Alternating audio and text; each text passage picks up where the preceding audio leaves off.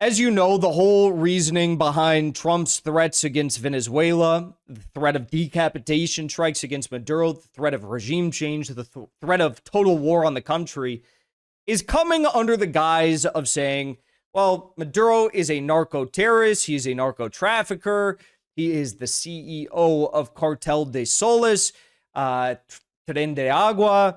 He is the man behind the big drug push in Venezuela. Therefore, we have to take him out. This massive drug empire.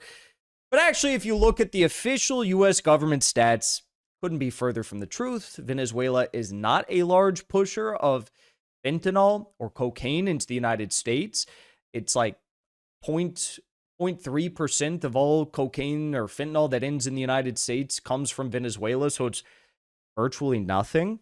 But this has been the official line that has been accepted by the establishment. This is the line that's been pushed by the CIA, by the DEA, by the Trump administration, by the State Department, even by individuals such as Zoran Mamdani. So Zoran Mamdani explicitly stated that he considers democratically elected Venezuelan leader Nicolas Maduro a dictator.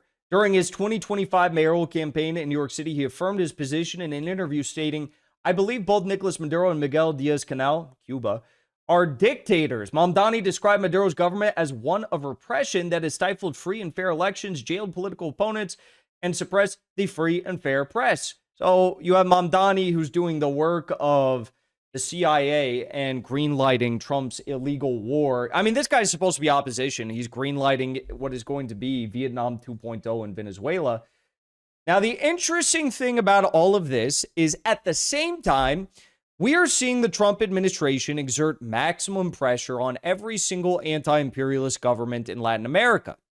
So whether it's Nicaragua with 100% tariff threats, whether it's Haiti, which doesn't have a government, but we're seeing increased troop deployments, whether it's even U.S.-friendly governments, U.S. puppet governments, Trinidad and Tobago, who's having massive increases in U.S. troop deployments, and they even airstriked Trinidadian fishermen.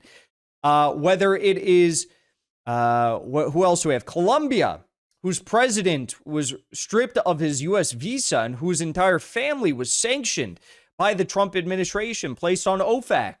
We now have new threats that are being made against Honduras.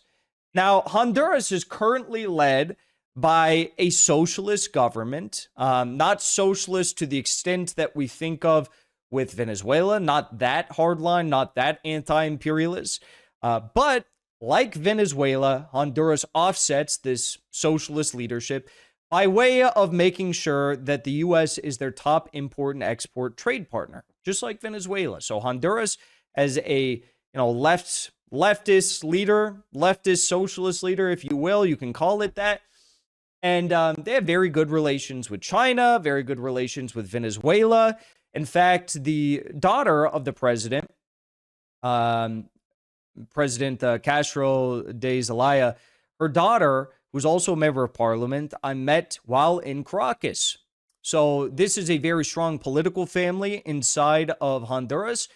They are great people. They stand firmly with Venezuela. I met them at I believe it was like a Palestine conference in Caracas. I met the daughter of the president. And now her time in office is up. There are new elections in Honduras. And what has the Trump administration done? The Trump administration is basically blackmailing the entire population of Honduras and saying, if you do not vote in my preferred candidate, Donald Trump's preferred candidate, Rubio's preferred candidate, then we are going to essentially screw the Honduran economy. We are going to withhold funds. We might sanction you. We might tariff you. So the leader that is seeking to replace the current president is running under the same exact party, the Libre Party, inside of Honduras. And according to the exit polls, she was actually slated to win, and it was by no small margin that she was actually slated to win. I can show you this right here. I made a post about it last night, and the very interesting thing about it is that Donald Trump's preferred third candidate was actually in third place by a lot. So this is from Polymarket, but according this roughly at the time actually lined up with the exit polls. The exit polls showed that Ricky Moncada had about a 54% exit poll rating.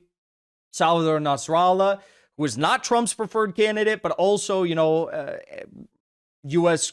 allied individual.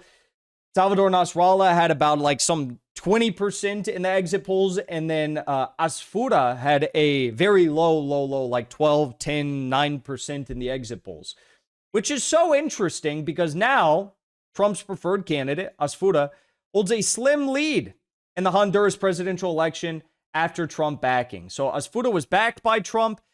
Essentially, the Honduran public was threatened by Trump that if you do not vote for Honduran, then you are going to have some very big issues with your economy.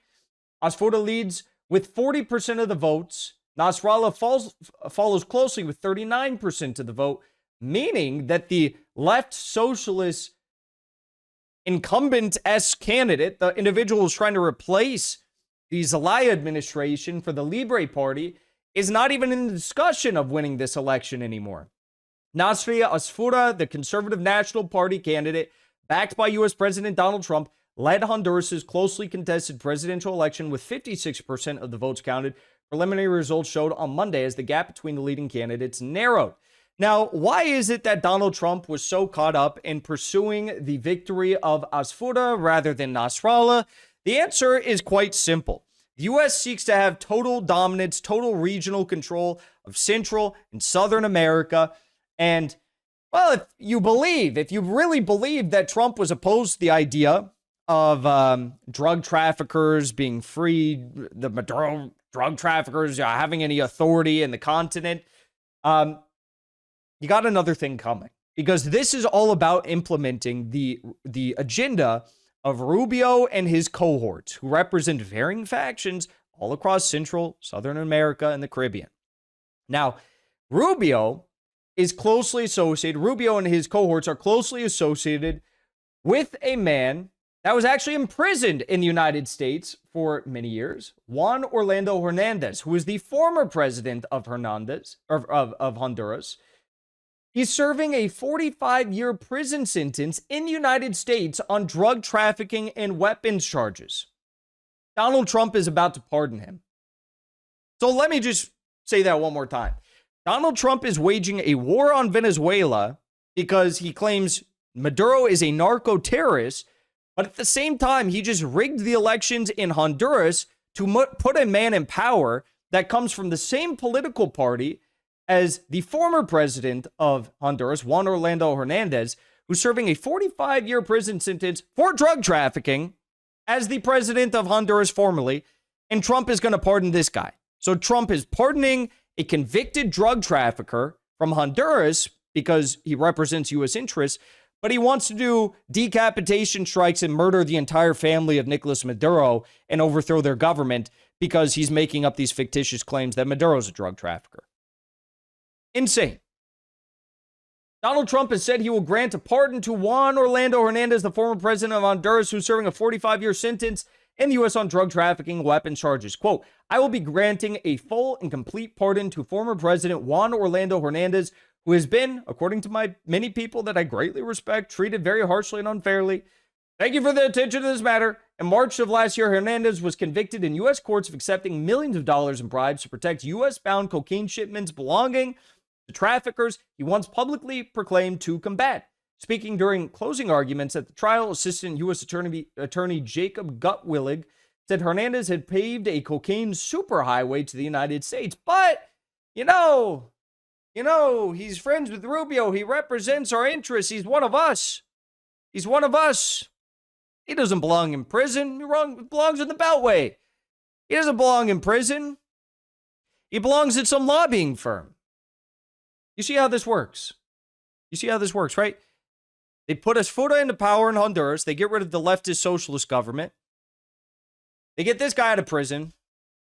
This guy's going to get a multi-dozen million dollar, that's not even a number, multi-$100 million lobbying gig for the Honduran government. And all that work is going to entail is basically just going and meeting with Rubio and having cigars and whiskey. So This is what the Trump administration's real agenda is. It's not about drug trafficking. You'd have to be so stupid to believe that any of this is about drug traffickers.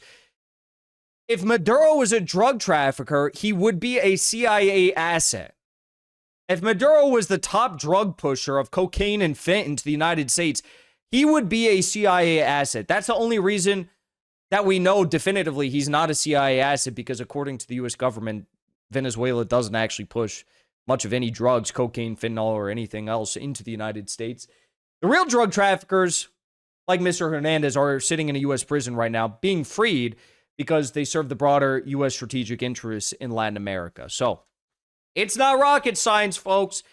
It is just mainstream media lies, deep state lies, CIA lies. Nothing new under the sun.